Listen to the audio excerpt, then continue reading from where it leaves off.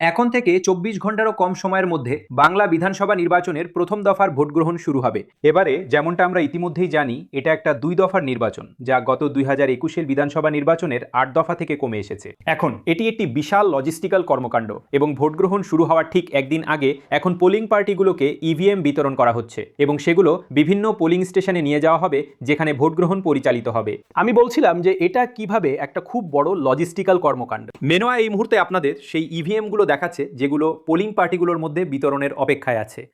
এর মধ্যে কিছু এখনো বাকি আছে। এটা সারাদিন ধরে চলতে থাকবে। এটা একটা অবিরাম প্রক্রিয়া। এবং এইদিকে আপনারা দেখবেন লোকেরা সেই কাউন্টারগুলো সামলাচ্ছেন এবং আসলে সেই পোলিং এজেন্টদের সাহায্য করছেন, যারা আসলে তাদের ইভিএম সংগ্রহ করতে আসছেন। এইদিকে যদি ম্যানোয়া আপনাদের দেখাতে পারে, সেই লোকেরা রয়েছেন যারা ইতিমধ্যেই তাদের ইভিএম সংগ্রহ করে নিয়েছেন এবং তাদের মধ্যে অনেকেই এখন জানেন তো তাদের দলে, তাদের টিমে রয়েছেন এবং তারা এখান থেকে বিভিন্ন জায়গায় রওনা হবেন ভোট গ্রহণ পরিচালনা করতে। ম্যাম, আপনার নাম কি? আপনার নাম কি? দীপিকা সিনহা ঘোষ। দীপিকাজি, পোলিংয়ে আপনার ডিউটি কোথায় পড়েছে? আমি প্রথমবার হ্যাঁ। একটু ভয় ভয়ে আছি। কোথায় এখন পোলিং স্টেশনটা হবে এখন বুঝতে পারিনি। প্রিসাইডিং অফিসার আসুক তারপর। আপনার কি প্রথমবার পোলিং ডিউটি পড়েছে? হ্যাঁ। প্রথমবার? সব ভালো। ওকে, আপনার নাম কি দাদা? আমার নাম সুরজিৎ চট্টরাজ। আপনারও কি প্রথমবার পড়েছে? না, এটা আমাদের তৃতীয়বার। আচ্ছা, আপনার তৃতীয়বার পোলিং। হ্যাঁ তাহলে আপনি অভিজ্ঞ হয়ে গেছেন। হ্যাঁ, আমার অভিজ্ঞতা হয়ে গেছে। আমি এখানে রিজার্ভে আছি।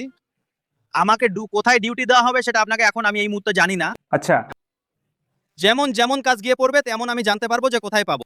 আচ্ছা, তো এখন আপনারা এখানে কি করতে এসেছেন? ইভিএম কালেক্ট করতে এসেছেন? না, আমি রিজার্ভে আছি। আমি কোনো পার্টি পাইনি। আমার যে কোনো পোলিং স্টেশনে আমাকে যেতে হবে, আমি এখন জানি না। আপনি জানেন না? তো যদি যেমন আমি ওয়েট করছি। ওয়েটিং এ আছেন। ওয়েটিং এ আছি। আগেরবার যখন ছিলেন তখনও ওয়েটিং এ ছিলেন? হ্যাঁ, আগেরবার আমরা পোলিং এ ছিলাম। আচ্ছা, এবার ওয়েটিং এ আছে। এই দুজনও তাদের পালার জন্য অপেক্ষা করছেন। আপনি এখানে দেখতে পাচ্ছেন যে এই লোকেরা ইতিমধ্যেই তাদের ইভিএম পেয়ে গেছে আর তারা এখন এই সমস্ত ভোটার স্লিপ মিলিয়ে দেখছে। আর নির্বাচন হলো একটা বড় লজিস্টিক্যাল কর্মকাণ্ড।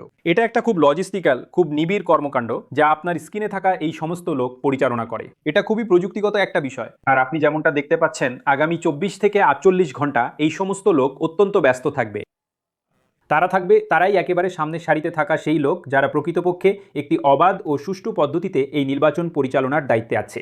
এই পুরো নির্বাচনের একটা দিক অবশ্যই হলো নিরাপত্তা। আর এইবার এই পুরো নির্বাচনে বিশাল সংখ্যায়, অনেক বড় সংখ্যায় নিরাপত্তা বাহিনী, কেন্দ্রীয় নিরাপত্তা বাহিনী আছে, সেটা একটা দিক।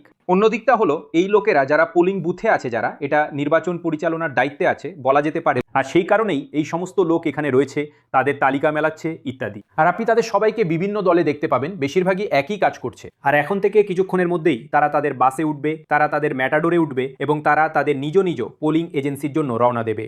ম্যাডাম, আপনার নাম কি? আপনি আপনার ইভিএম পেয়ে গেছেন? না না, আচ্ছা, আমাকে তো ত্যাগ করা হয়েছে ওকে, তো আপনার এখানে কি ভূমিকা? প্রিসাইডিং অফিসারের। আপনি প্রিসাইডিং অফিসার? হ্যাঁ, তো কোথায়, মানে কোন বুথে আছেন আপনি? কাছাকাছি একটা বুথে। আচ্ছা আমাদের একটি মিশ্র পোলিং পার্টি আছে আচ্ছা। আর আমাদের ৩ জন পুরুষ পোলিং অফিসার আছেন আর আমি হলাম প্রিসাইডিং অফিসার। আমি রিজার্ভ বেঞ্চ থেকে এসেছি। আপনি রিজার্ভ বেঞ্চ থেকে এসেছেন? তাহলে এই নির্বাচন যাতে অবাধ ও সুষ্ঠুভাবে পরিচালিত হয় তা নিশ্চিত করতে আপনি এখন আপনার বাড়ি থেকে দূরে কতক্ষণ কাটাবেন ম্যাডাম? হ্যাঁ, আমি আজ রাত এবং কাল সকালটা কাটাবো এবং আমি আমি আমি এই প্রক্রিয়ার অংশ হতে পেরে খুশি। আর এইবার এটিকে একটি অবাধ ও সুষ্ঠু ভোট প্রক্রিয়া করে তোলার উপর অনেক জোর দেওয়া হয়েছে। আপনি সেটা কিভাবে নিশ্চিত করবেন ম্যাডাম? আমি যেহেতু আমরা ইসিআই নেটের সাথে যুক্ত, আমরা কেন্দ্রীভূত এবং আমাদের উপর কেন্দ্রীভূতভাবে নজর রাখা হচ্ছে, তাই আমার মনে হয় যে এইবার এটা একটা বেশি নিরাপদ নির্বাচন হবে। তাই আমার মনে হয় অনেক অনেক প্রিসাইডিং অফিসার যারা বুথ সামলান তাদের ক্ষেত্রেও ঘটনাটা একই রকম। এইভাবেই আগামী ৪৮ ঘন্টার মধ্যে নির্বাচনটি অনুষ্ঠিত হতে চলেছে। এনারাই হলেন সেই সব মানুষ যারা ওই নির্বাচনটি পরিচালনা করবেন। আমি ওই দিকেও একটু যেতে চাই এবং শুধু আপনাদের দেখাতে চাই এই বুথটি যেখানে লেখা আছে পোলিং পার্সোনাল ম্যানেজমেন্ট, আর এখানে ওই লাইনে অনেক মানুষ আছেন।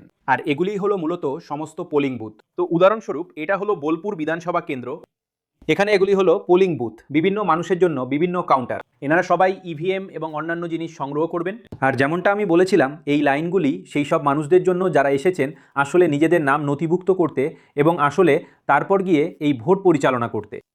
সুতরাং এই মুহূর্তে এটাই ঘটছে এখানে। এটা একটা অত্যন্ত তীব্র ব্যাপার, যেহেতু আমরা এই নির্বাচনের শেষ পর্বে পৌঁছেছি, যেটা হলো ভোট গ্রহণ।